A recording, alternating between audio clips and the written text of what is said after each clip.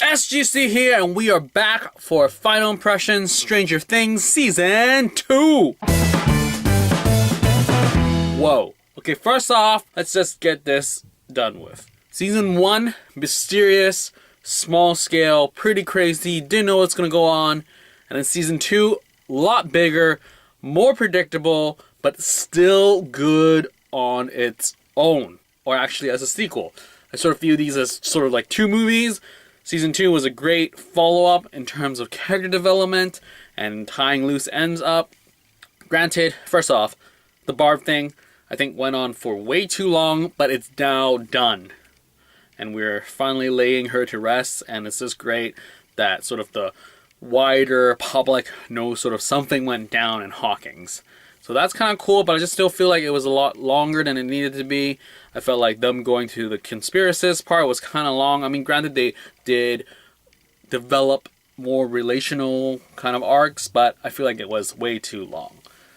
Now, in terms of the Billy and Max introduction, she was sort of a stand-in for 11 throughout the entire season, and I was fine with that because it just sort of bounces off of how Lucas and Dustin sort of react to them. So I enjoy that. And the fact that 11's not around, I also enjoy that. I think it just did what we had a lot of last season, and taking a step back. She's mysterious now. We don't know what's going on with her. Granted, we see snippets of her, and we get a whole episode dedicated to her. And yes, it's going to be a you like it or you don't. And I think you like it or you don't initially, but I think when you think about it, it sort of builds things. You sort of see the wider world that, sure, granted, these people we don't care about. I sort of wish the narrative was built differently, not having a whole episode dedicated to them, rather than maybe spread it out throughout the season. We see snippets, but I think contextualized, time-wise, it made sense to do it in one episode right there. And whatever. I mean, it was a risk. They did it. Props for them. I think it's just hard to care when you have so many things happening in Hawkins and all of a sudden, bam, you go over there. I mean, the snippets between her and her mom was fine, but then to have a whole episode dedicated to all these randoms, and 8, not so much. I mean, granted, it did bring a lot more questions, as in, where is the rest of the people? Are there more numbers above 11? What are their powers? Because, I mean, 8 and 11 have different powers, so it's like, whoa. I mean, I really enjoyed how she came back, and this different sort of costume design. And, I mean, it did what it needed to do, but I felt like it could have been cut shorter or made those characters more compelling, and maybe I would have cared. Maybe there was another episode dedicated to them, but interesting. Or maybe they just drag out the introduction where 8 sort of was introduced and disappeared until episode 7. Another thing, Sean Astin, great stuff, really enjoyed it. Read about how he was supposed to die off in episode 3, but he didn't, and he lasted longer, and I enjoyed that. I really like the vibe because he really brings out more out of Winona Ryder's character, because I feel like last season she was just very anxiety-stricken and just like, oh my goodness, oh my goodness, oh my goodness, oh my goodness, and it got really boring in terms of like there was no ups or downs for her character because she was freaking out all the time. So I really enjoyed how she had happy moments and actually grief-stricken and then crazy. But then she took things in charge because I loved how the narrative went with Will. And yeah, I enjoyed the narrative, the monster, this mind flayer. Pretty interesting. I do wonder where they're going to go with Season 3. Is he going to stick around as the big baddie? Or is he going to somehow send something else through and he will step back and become the Thanos and then something else will show up?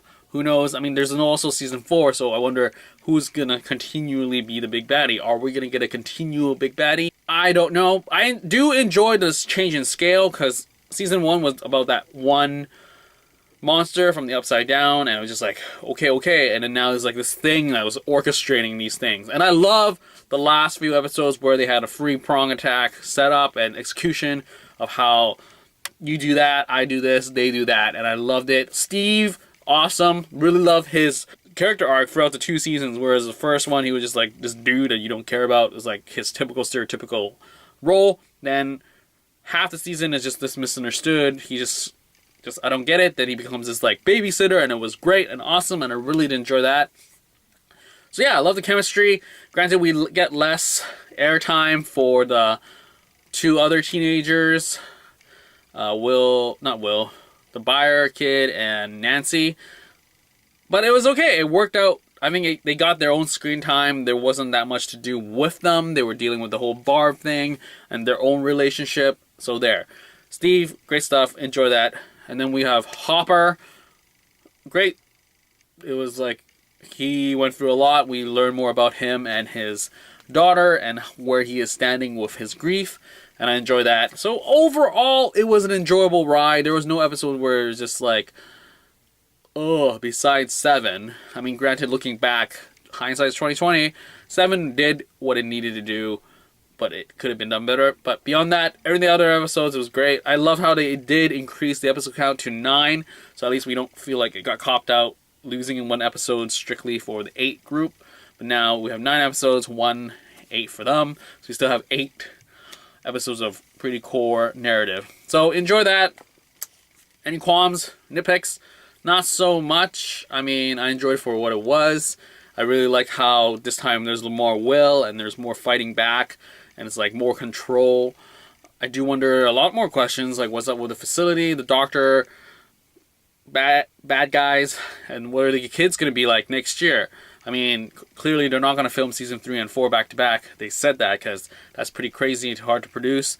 And I love how the directors, the Duffer Brothers, are saying that they will build the story around the kids. So I guess when they grow up and maybe they do change or physically or what have you, emotionally, that the story is built around them rather than forcing these kids into a story. So props for that. So yeah, I enjoyed season 2. I will be checking out Beyond Stranger Things too, the talk show with the cast. There's 7 episodes for that, 25 minutes each. I would do a first impression of that and tell you how I feel about it and if I want to finish it. Normally I don't watch these things, but I mean, the fact that it played right after and Jim Rash is sort of, I think, MCing, so that's a cool thing. But anyway, enjoy season 2. Cannot wait for season 3. And yeah, it was great to see so much development. Oh, granted, there was sort of a nitpick where Dustin's sort of like dark thing, but I think that's very typical.